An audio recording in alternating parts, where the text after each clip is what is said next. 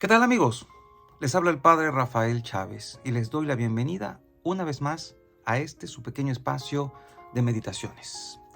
Estamos a martes 13 de diciembre, semana tercera de Adviento, y hoy la Iglesia nos invita a celebrar la memoria de Santa Lucía, Virgen y mártir.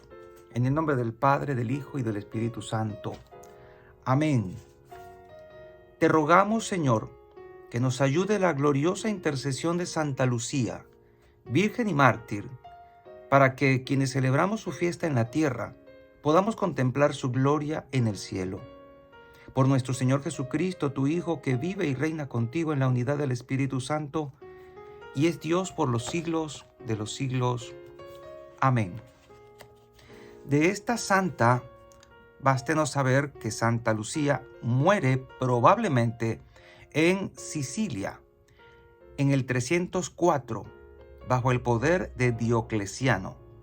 Debido a su nombre, es la patrona de los afligidos con enfermedades de los ojos, y se le asocia con las festivales de la luz, especialmente en Escandinavia.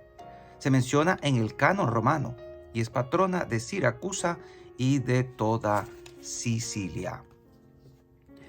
Y la liturgia de hoy comienza por el profeta Sofonías, capítulo 3, versículos del 1 al 2 y del 9 al 13.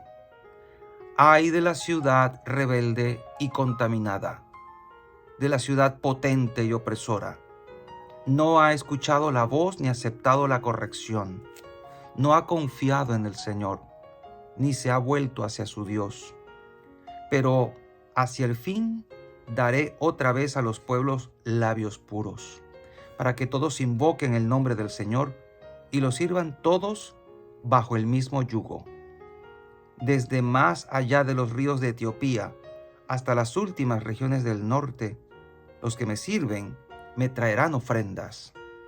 Aquel día no sentirás ya vergüenza de haberme sido infiel, porque entonces yo quitaré de en medio de ti a los orgullosos y engreídos, y tú no volverás a ensoberbecerte en mi monte santo. Aquel día, dice el Señor, yo dejaré en medio de ti, pueblo mío, un puñado de gente pobre y humilde. El resto de Israel confiará en el nombre del Señor. No cometerá maldades ni dirá mentiras. No se hallará en su boca una lengua embustera. Permanecerán tranquilos y descansarán sin que nadie los moleste. Palabra de Dios. Te alabamos, Señor. Salmo 33. Si el afligido invoca al Señor, Él lo escucha. Bendigo al Señor en todo momento. Su alabanza está siempre en mi boca. Mi alma se gloría en el Señor, que los humildes lo escuchen y se alegren. Si el afligido invoca al Señor, Él lo escucha. Contempladlo y quedaréis radiantes. Vuestro rostro no se avergonzará. Si el afligido invoca al Señor, Él lo escucha y lo salva de sus angustias. Si el afligido invoca al Señor, Él lo escucha. El Señor se enfrenta con los malhechores para borrar de la tierra su memoria. Cuando uno grita, el Señor lo escucha y lo libra de sus angustias. Si el afligido invoca al Señor, Él lo escucha. El Señor está cerca de los atribulados, salva a los abatidos. El Señor redime a sus siervos. No será castigado quien se acoge a Él. Si el afligido invoca al Señor, Él lo escucha. Y el Evangelio de hoy está tomado de Mateo, capítulo 21, versículos del 28 al 32. En aquel tiempo, Jesús dijo a los sumos sacerdotes y a los ancianos del pueblo: ¿Qué opinan de esto? Un hombre que tenía 2 hijos fue a ver al primero y le ordenó: Hijo, ve a trabajar hoy a mi viña. Él le contestó: Ya voy, Señor. Pero no fue. El padre se dirigió al segundo y le dijo lo mismo. Este le respondió: No quiero ir. Pero se arrepintió y fue. ¿cuál de los dos hizo la voluntad del Padre? Ellos le respondieron, el segundo.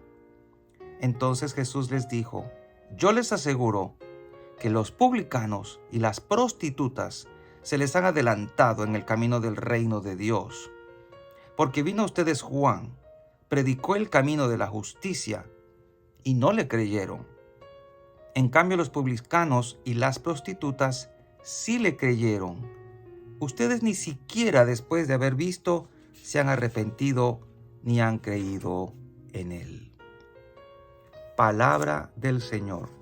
Gloria a ti, Señor Jesús. Creo que aquí hay una palabra muy interesante que tiene que ver con la honestidad. Esa es la palabra. Pero también podemos hablar de otra palabra, como es la arrogancia, la soberbia. Dios está en contra de los soberbios, de los arrogantes. Ya el profeta Sofonías nos habla de que esta gente malvada, rebelde, contaminada, pues iba a desaparecer y que el resto de Israel, esa porción pequeña pero fiel, iba a recibir abundante bendición. Esa porción de gente humilde, sencilla, que no dice mentiras, que no echa embustes, lengua embustera, dice el texto.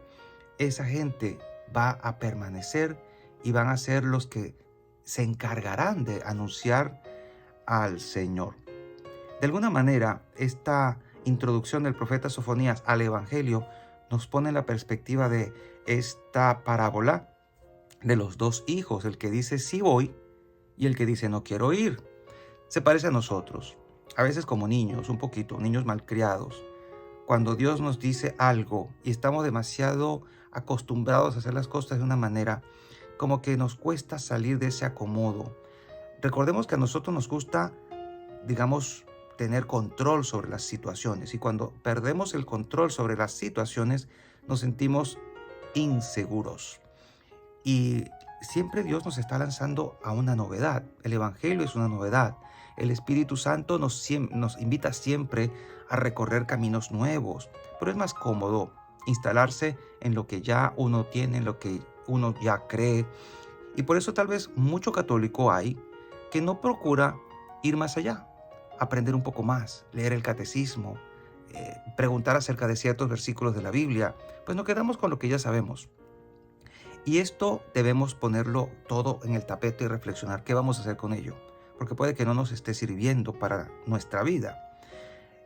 Dice Jesús en esta parábola, y se lo pregunta a los sumos sacerdotes y a los ancianos, supuestamente a la gente que sabe, pero también es la gente instalada en lo que ya sabe. Podemos decir, están soberbios y arrogantes en lo que ellos profesan y en su manera de vivir la fe. Un hombre tenía 2 hijos. Y al primero le dice, ve a trabajar en mi viña.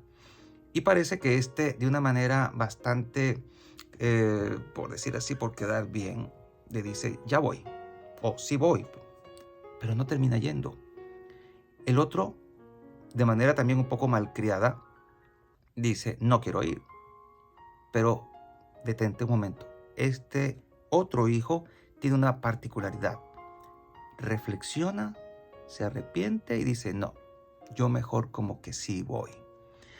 Aquí obviamente hubo falta de honestidad, porque uno dijo sí voy y no lo hizo, otro dijo no voy, no lo hizo. Y nosotros tenemos que pensar también en qué peso tienen nuestras palabras. Cuando tú prometes algo, ¿lo cumples? Cuando tú dices algo es así, o nos estamos acostumbrando a decir mentiritas para justificar nuestras posiciones o nuestra falta de cumplimiento ante nuestra palabra. Ya nadie cree en la palabra de la gente. Uno dice sí, pero uno sabe, este no va a venir. Y pasa. Entonces, hemos perdido la capacidad de creer en las palabras de otros. E incluso tú tal vez estés confundido acerca del peso que pueda tener tu palabra. Hay gente que cuando dice sí, es sí. Y cuando dice no, es no. Pero ahora la gente no se conforma con eso. Quiere hasta textos notariados, firmados, sellados, porque no confían en la palabra de una persona. Esto que nos sirva de reflexión. Pero también en tiempo de Jesús los sacerdotes y los ancianos del pueblo se pudieron haber sentido bastante ofendidos por la comparación que hizo Jesús, porque ellos forman parte de esta parábola. Ellos son como el hijo que dice sí voy y no fueron. Los que supuestamente eran los más religiosos y sabios, pues terminaron por no aceptar la predicación de Juan al arrepentimiento, al cambio, a la novedad, a decir me equivoqué simplemente y tratar de recorrer un camino nuevo. Pero los otros, los que dicen aquí, los publicanos y las prostitutas, sí le creyeron a Juan. Ellos son como el hijo que dijo no quiero ir. Mucha gente que decide vivir su vida a su manera, decide gastar su juventud en placeres arrebatadamente y simplemente dice no quiero ir a misa, no quiero saber de religión, dudo de que sea católico, a lo mejor no quiso ni siquiera hacer la primera comunión ni la confirmación, pero oyen hablar de Dios, oyen hablar del Señor y algo les toca el corazón y se arrepienten, se arrepienten. Y aquí está hablando el Señor de gente de mal vivir, mal querida, de la cual los ancianos y sumos sacerdotes tenían una opinión terrible. Y que Jesús los haya comparado con ellos es insultante. Pero pensemos, Jesús lo que quiere es que hagamos la voluntad del Padre. No que seamos arrebatados en decir, sí, lo voy a hacer. Y luego no lo hacemos. Jesús lo que quiere son obras. No basta con que digas sí o no. Tienes que hacer lo que dijiste. Tienes que ser coherente con tu palabra. En definitiva, tienes que ser honesto y veraz. Hoy el Señor nos invita a esto clarísimamente. Cuando tú respondes a Dios, ¿eres de los que promete mucho y no hace nada? ¿O eres de los que en primer vuelo dicen no voy a hacer esto, pero te das cuenta de que tenías que haber dicho otra cosa, pero lo haces, terminas haciéndolo? Dios prefiere a estos que aunque se negaron en una entrada o de primeras, luego después de haberlo pensado se arrepintieron e hicieron lo que tenían que hacer, lo correcto. Por eso el Señor pregunta, ¿quién de estos dos o cuál de estos dos hizo la voluntad del Padre? Y ellos respondieron, el segundo. Ellos estaban de acuerdo en esto. Lo que no se esperaban era que Jesús los comparara. Y es que a veces la gente que ha caído muy abajo, la gente que ha experimentado la soledad, la gente que ha experimentado la oscuridad, solo ellos saben apreciar cuando llega la luz, cuando están en compañía, cuando las cosas cambian. A veces hay que estar muy abajo y haber pecado mucho para darnos cuenta lo que vale el perdón de Dios, lo que vale hacer la voluntad de Dios y el gozo y la alegría que genera ese tipo de actitudes. Haber respondido, reflexionar y haber respondido, haber hecho lo que Dios nos está pidiendo que hiciéramos. Así que pidámosle a Santa Lucía que nos ayude a ver con claridad cuál es la voluntad del Padre y que aunque nos hayamos resistido a la entrada, pues podamos ser capaces de reflexionar, de pensar y de cambiar de mente. De hecho, esto es lo que significa la metanoia, la conversión, cambiar de mente y decidir lo opuesto. Quería ir por allá, pero no, me doy cuenta que no me conviene. Decido ahora ir por acá. En definitiva, Jesús quiere que hagamos simplemente la voluntad del Padre. Solo así tendremos paz y alegría en el corazón. Y la bendición de Dios Todopoderoso, Padre, Hijo y Espíritu Santo, descienda sobre cada uno de ustedes y les acompañe siempre. Y seguiremos en contacto, si Dios lo permite, a través de este canal. Chao, chao.